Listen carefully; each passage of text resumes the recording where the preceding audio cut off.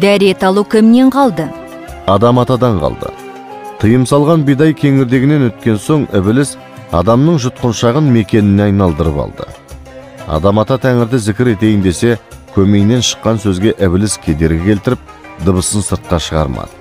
Адам ата не істерін білмей тұрғанда Жебірейіл келіп, тамағыңды сумен 3 рет шай деді.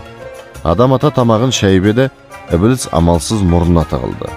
Жебірейіл мұрныңды шай деп бұйырды.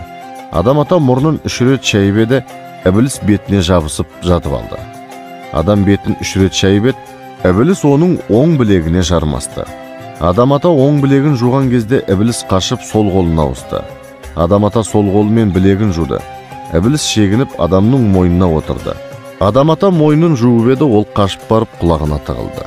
Адам ата сумен құлағын шайды. Ол жерге де тұрақтай алмай шайтан шаштың ішіне жасырынды. Адам шашына мәсік тартқанда Ібіліс адамның оң аяғына жабысты. Оң аяқты жуғанда сол аяққа қашып барды.